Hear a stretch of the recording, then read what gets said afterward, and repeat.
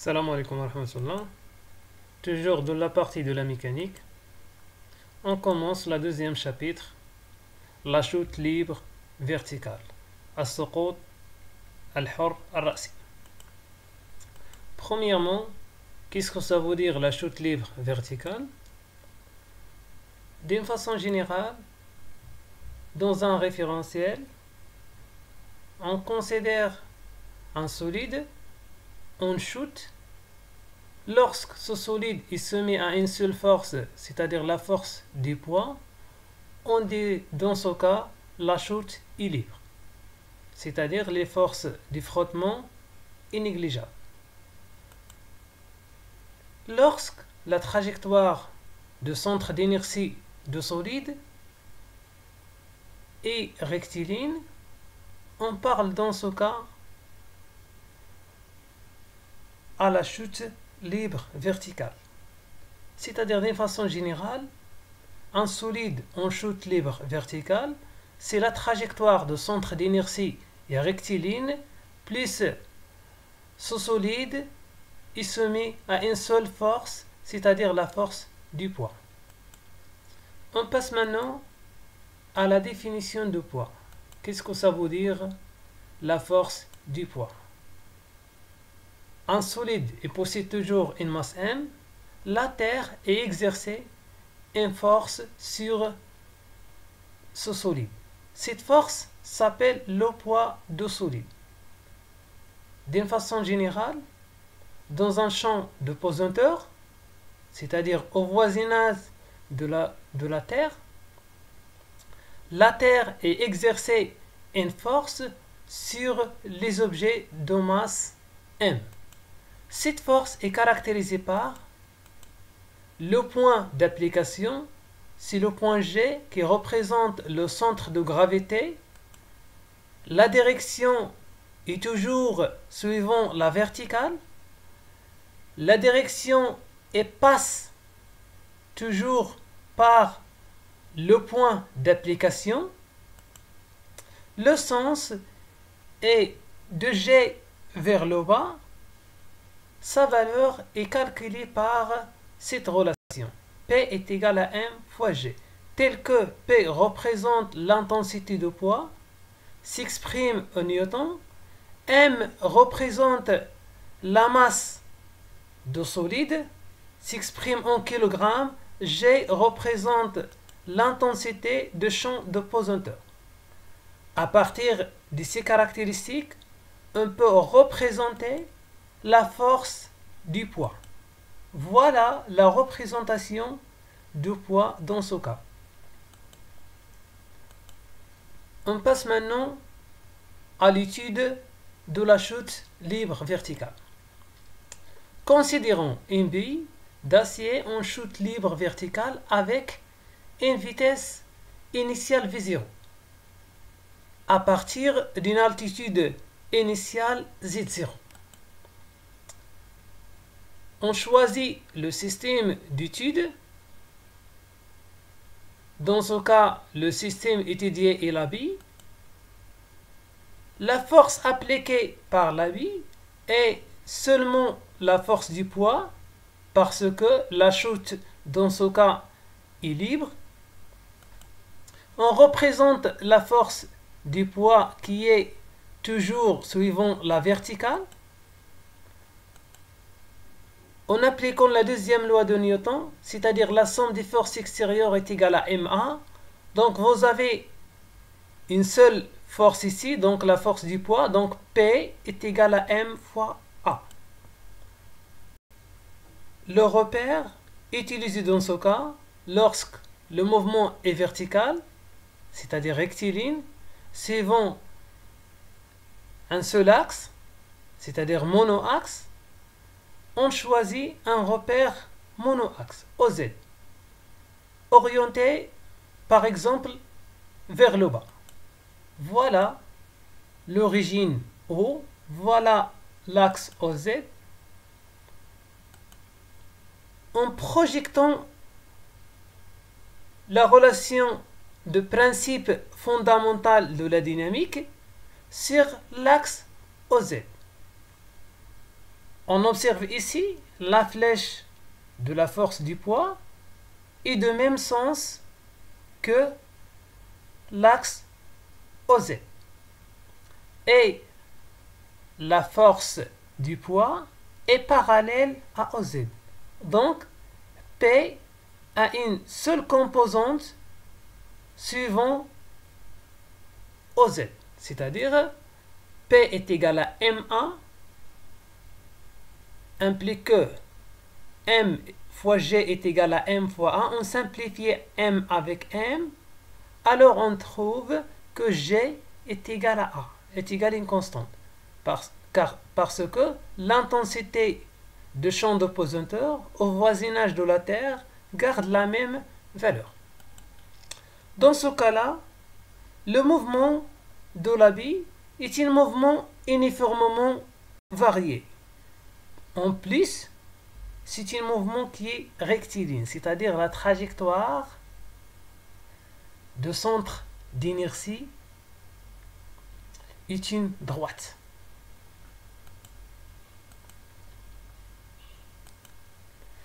On passe maintenant aux équations horaires pour la vitesse et pour les altitudes Z. En écrivant premièrement les conditions initiales. Donc vous avez ici V0, c'est la vitesse initiale, Z0 et l'altitude initiale. On sait que l'accélération suivant Z est égale à G, est égale à d de V sur dt. On peut écrire d de V est égal à A fois dt. En intégrant cette équation, on obtient l'équation horaire de la vitesse. V de t est égal à G de t, gt plus V0, tel que V0 représente la vitesse initiale de la bille, c'est-à-dire la vitesse à t égale à 0. Donc on sait que la vitesse est égale à d de z sur dt, c'est la dérivée de z par rapport au temps. Alors on peut écrire dz est égal à v fois dt. Par intégration de cette équation, c'est-à-dire par intégration de gt plus v0 par rapport au temps, on obtient l'équation horaire de mouvement, c'est-à-dire z de t est égal à 1 sur 2 g fois t au carré plus v0 t plus z0. v0 représente la vitesse initiale, z0 représente l'altitude initiale de la bille. Dans le cas où v0 égale à 0 mètres par seconde, c'est-à-dire la vitesse initiale de la bille est nulle, et l'altitude initiale z0 égale à 0 mètres, on obtient l'équation horaire de mouvement de cette forme. Z de t est égal à 1 sur 2 g t au carré. On passe maintenant à une application. On lâche une bille A, c'est-à-dire en chute libre verticale, dans l'air. La bille atteint le sol à l'instant t égal à 0,41 secondes. On donne l'accélération de la pesanteur g est égale à 9,8 mètres par seconde au carré. On intéresse dans ce cas aux études de mouvement de la bille de l'air. Première question, établir l'équation différentielle que vérifier la vitesse de centre d'inertie de la bille au cours de la chute.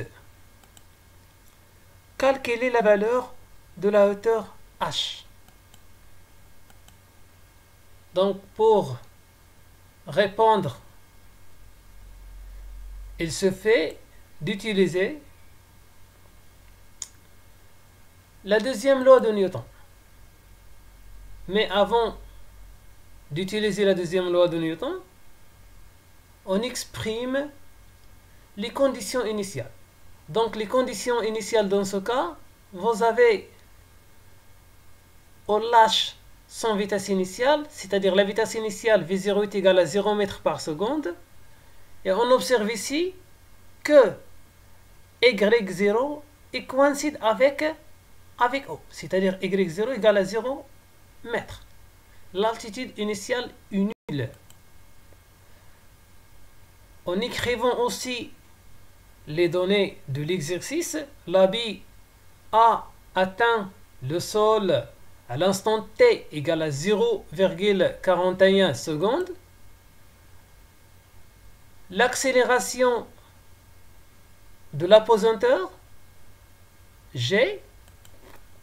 Premièrement, l'équation différentielle vérifiée par la vitesse. On détermine le système étudié, c'est-à-dire l'habit.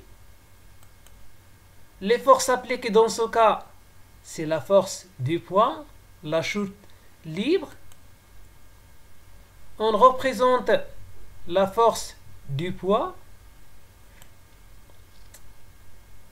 en écrivant le principe fondamental de la dynamique, c'est-à-dire la deuxième loi de Newton. Le vecteur P est égal à ma.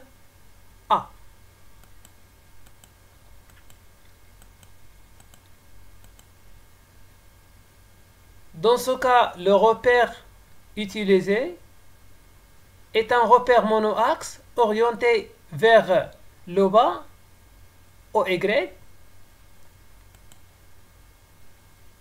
En projetant la relation fondamentale de la dynamique, c'est-à-dire le principe fondamental de la dynamique, sur l'axe OY. Donc vous avez la flèche du poids est de même sens que OY. Et la flèche du poids est parallèle à l'axe OY. Donc, c'est-à-dire P a une composante seulement sur l'axe OY. P est égal à MA, implique que M fois G est égal à M fois A. On simplifie M avec M, on obtient G est égal à d de Vy sur dt. Cette relation s'appelle l'équation différentielle vérifiée par la vitesse. G est une constante. La trajectoire est rectiligne. Le mouvement dans ce cas de l'habit est rectiligne uniformément varié. Pour déterminer la hauteur h, on intéresse tout simplement aux équations horaires de la vitesse et de y de t. Dans ce cas-là, vous avez l'équation différentielle de la vitesse, d de Vy sur dt est égal à g. Par intégration de cette équation différentielle, on obtient l'équation horaire de la vitesse. C'est-à-dire, d'une façon générale, v de t est égal à gt plus v0, ainsi que la vitesse initiale de l'habit est nulle, c'est-à-dire cette équation sera v de t est égal à 9,8 fois t. 9,8 représente l'intensité de champ de pesanteur. Par intégration de la vitesse, on obtient l'équation horaire de y de t. D'une façon générale, y de t s'écrit sous la forme 1 sur 2, gt au carré plus v0t plus y0. Dans ce cas-là, v0 égale à 0 sans vitesse initiale. L'altitude initiale coïncide avec O, c'est-à-dire y0 égale à 0 mètres. Donc, on remplace y0 et v0 par 0. L'équation y de t s'écrit de cette forme. Y de t est égal à 4,9 fois t au carré. Donc, en effectuant l'application numérique, c'est-à-dire de déterminer la valeur de y à l'instant t égale à 0,41. Dans ce cas-là, par application numérique, on trouve que y de t est égal à 0,82 mètres. On observe que la distance entre O et le sol représente h, c'est-à-dire y.